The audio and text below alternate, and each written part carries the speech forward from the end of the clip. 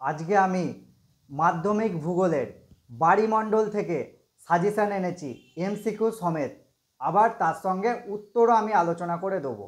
মাধ্যমিকের second unit test সামনেই হতে চলেছে, তার জন্য বাড়িমণ্ডল একটি গুরুত্বপূর্ণ বিষয়। আজকে আমি সাজেশানটি পুরো উত্তর সমেত এনেছি, যেটা মাধ্যমিকের ক্ষেত্রেও সমানভাবে গুরুত্বপূর্ণ। এরপরে আমি সেকেন্ড ইউনিট টেস্টের ভারত একটা গুরুত্বপূর্ণ অধ্যায়, সেখান থেকেও উত্তর সমেত তোমাদের জন্য সাজেশান আনবো। এই সাজেশানটি আলোচনার আগে আমার একটি কথা, আমি মাধ্যমিক ভূগোল 2025-এর জন্য সব ভিডিও আমার চ্যানেলে আপলোড করব উত্তর সমেত। তোমরা যেন সহজেই সেগুলো যাতে পাও, তার জন্য আমার চ্যানেলটিকে সাবস্ক্রাইব করে দাও এবং পাশে থাকা বেল আইকনটি প্রেস করে দাও। চলো তাহলে বাড়িমণ্ডল থেকে গুরুত্বপূর্ণ এমসিকিউ, এসএকিউ 2 নম্বর, 3 নম্বর, 5 নম্বর প্রশ্ন উত্তরগুলো আলোচনা করা যাক। শুধুমাত্র আমার দেয়া এই সাজেশানটাই যদি তোমরা করে যাও, কিছুদিন পর দ্বিতীয় ইউনিট টেস্ট, সেখানে তোমরা আমার সাজেশানটা করে গেলে সেখান থেকে হুবহু তোমরা কমন পাবে। তাহলে দেখো, প্রথমে আমি বাড়িমণ্ডলের অবজেক্টিভগুলো আলোচনা করে দিচ্ছি। এখান থেকে এমসিকিউ, এসএকিউ সব তোমরা কমন পেয়ে যাবে। কুরেশীয় স্রোতের প্রভাবে জাপান উপকূল উষ্ণ থাকে। পৃথিবীর সমুদ্রপৃষ্ঠের যে কোনো স্থানে দিনে একবার মুখ্য জোয়ার, একবার গৌণ জোয়ার হয়। দুটি জোয়ারের মধ্যে সময়ের ব্যবধান 12 ঘন্টা 26 মিনিট। Very very important. মুখ্য জোয়ারের প্রধান কারণ চাঁদের আকর্ষণ, মানে চাঁদের আকর্ষণে মুখ্য জোয়ার হয়। পৃথিবীর কেন্দ্রাতিক বলের প্রভাবে যে জোয়ার হয় তাকে গৌণ জোয়ার বলা হয়। গৌণ জোয়ারের প্রধান কারণ পৃথিবীর কেন্দ্রাতিক বল। উত্তর ও দক্ষিণ নিরক্ষের স্রোত সৃষ্টির কারণ আয়ন বায়ু। তবে দেখো, উত্তর আটলান্টিক ও উত্তর প্রশান্ত মহাসাগরের স্রোত সৃষ্টির কারণ পশ্চিমা বায়ু। ভরা কোটালের তীব্রতা সবচেয়ে বেশি হয় অমাবস্যা তিথিতে। ভারত মহাসাগরের সমুদ্র স্রোত নিয়ন্ত্রিত হয় মৌসুমী বায়ু দ্বারা। বেঙ্গুয়ালা স্রোত প্রবাহিত হয় আটলান্টিক মহাসাগরে।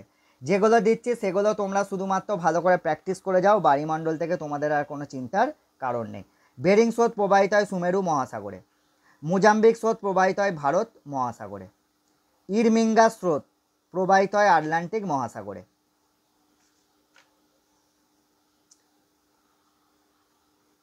তারপর দেখো, সমুদ্র স্রোত সৃষ্টির প্রধান কারণ নিয়ত বায়ুপ্রবাহ। Very very important. হিমপ্রাচীর লক্ষ্য করা যায় আটলান্টিক মহাসাগরে। পৃথিবীর বৃহত্তম মগ্নচড়া হলো grand bank. Very very important, পরীক্ষায় প্রায় পড়ে। তারপর দেখো 18 নম্বর কোশ্চেন, শৈবাল সাগর সৃষ্টি হয়েছে আটলান্টিক মহাসাগরে। এল নিনো দেখা যায় প্রশান্ত মহাসাগরে। শীতল স্রোতের জল সবুজ রঙের হয়। উত্তর আটলান্টিক মহাসাগরের একটি উল্লেখযোগ্য উষ্ণ স্রোত হল ক্যারিবিয়ান স্রোত। মরা কোটালের সময় সূর্য, চন্দ্র, পৃথিবী 90 ডিগ্রি কোণে অবস্থান করে। জোয়ার ভাটার প্রত্যেকের স্থায়িত্বকাল হয় 6 ঘন্টা। তারপর দেখো, সমুদ্রে ভাসমান বিশাল আকৃতির বরফের স্তূপকে হিমশৈল বলে। উষ্ণ উপসাগরীয় স্রোত ও শীতল ল্যাব্রাডার স্রোতের মাঝে হিমপ্রাচীর দেখা যায়। তারপরে কি, পৃথিবীর মধ্যে সবচেয়ে বেশি মগ্নচূড়া গড়ে উঠেছে আটলান্টিক মহাসাগরে। পৃথিবী ও চাঁদের সর্বনিম্ন দূরত্বকে পেরিজি বলে। পৃথিবীর চাঁদ ও সূর্য একই সরলরেখায় অবস্থান করলে তাকে সিজিগি বলে। ভেরি ভেরি ইম্পর্টেন্ট, পরীক্ষায় কিন্তু প্রায় আসে সিজিগি আর পেরিজি কাকে বলে। অমাবস্যা তিথিতে পৃথিবী ও সূর্যের মাঝখানে চাঁদ অবস্থান করে। পৃথিবীর বৃহত্তম গভীরতম মহাসাগর হলো প্রশান্ত মহাসাগর। সূর্যের আকর্ষণের সৃষ্ট জোয়ারকে সৌরজোয়ার বলে। এই 31টা মাত্র আমি অবজেক্টিভ দিচ্ছি বাড়িমণ্ডল থেকে। তোমরা বাড়িমণ্ডল থেকে এই 31খানা অবজেক্টিভ যদি খুব ভালো করে যাও, তোমাদের পরীক্ষায় একদম সব কিছু 100% তোমরা কমন পাবে। কমন নিয়ে তোমাদের কোনো চিন্তাই নেই। তারপরে দেখো, এবার আমি যে 2 নম্বরের কোশ্চেনগুলো আনছি বাড়িমণ্ডল থেকে, শুধু তোমরা সেগুলো করে যাবে, আর তোমাদের কোনো কিচ্ছু পড়তে হবে না। যেমন দেখো, পেরিজিয়ান জোয়ার কাকে বলে। পৃথিবী ও চাঁদের দূরত্ব যখন সর্বনিম্ন লক্ষ্য করা যায় প্রায় 3,56,000 কিমি, তখন চাঁদের এই অবস্থানকে বলা হয় পেরিজি। এখানে চাঁদের চন্দ্রবিন্দু, এই অবস্থানের ফলে যে জোয়ারের সৃষ্টি হয় তাকে পেরিজিয়ান জোয়ার বলে। দেখো 2 নম্বরে যেমন পেরিজিয়ান জোয়ার, তেমনি বান ডাকা ও সারাসারি বান কি, পরীক্ষায় কিন্তু প্রায় পড়ে 2 নম্বরের। তেমনি 3 নম্বরে দেখো জায়োর কাকে বলে, জায়োর কাকে বলে, পরীক্ষায় প্রায় আসে। 4 নম্বরে কি, জোয়ার ভাটা কাকে বলে? তারপরে দেখো জোয়ার ভাটা কাকে বলে, সেকেন্ড পার্টের উত্তরটা জোয়ার ভাটা কাকে বলে। তারপরে দেখো শৈবাল সাগর কি, পরীক্ষায় কিন্তু প্রায় আসে। তারপর 6 নম্বরে দেখো গ্র্যান্ড ব্যাংক কি। আমি 2 নম্বর 1 নম্বর 3 5 যা সাজেশন বাড়িমণ্ডল থেকে এনেছি তোমরা সেগুলো পড়ে যাবে, চোখ বুঝে তোমরা বাড়িমণ্ডল থেকে সব কমন পেয়ে যাবে। তেমনি সিজিকি কাকে বলে। তারপরে দেখো 2 নম্বরের লাস্ট কোশ্চেন রেখেছি মুখ্য জোয়ার ও গৌণ জোয়ার কাকে বলে।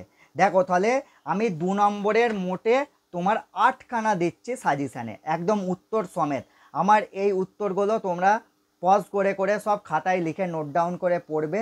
অনেক সহজ সরল ভাষায় আমি আমার উত্তরগুলো তৈরি করেছি, তোমরা পরীক্ষায় এখান থেকে একদম হুবহু সব কমন পেয়ে যাবে। এবার দেখো 3 নম্বরের কোশ্চেন। তাহলে এবার 3 নম্বরের কোশ্চেন দেখো, 3 নম্বরের কোশ্চেন প্রথম কোশ্চেনটা হচ্ছে ভেরি ভেরি ইম্পর্টেন্ট। আমার সাজেশনগুলো তোমরা নিয়মিত ফলো করো, মাধ্যমিক ভূগোল নিয়ে তোমাদের আর কোনো চিন্তার কারণ নেই। দেখো মগ্নচোরা কি ও তার বাণিজ্যিক গুরুত্ব লেখো, পরীক্ষায় কিন্তু প্রায় পড়ে 1+2 মগ্নচোরা কি ও তার বাণিজ্যিক গুরুত্ব লেখো। তারপরের কোশ্চেন দেখো,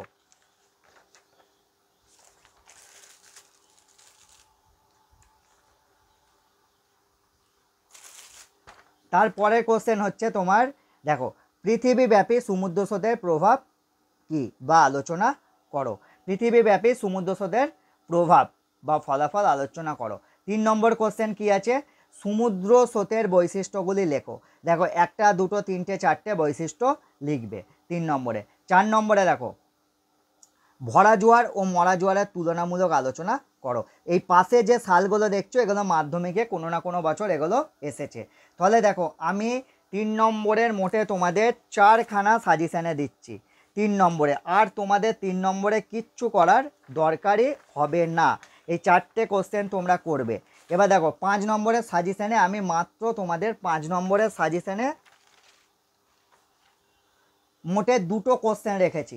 দেখো প্রথম কোশ্চেনটা হচ্ছে 2023 সালে পড়েছিল সমুদ্র স্রোত সৃষ্টির নিয়ন্ত্রক বা কারণগুলি আলোচনা করো, 2023-এ পড়েছিল।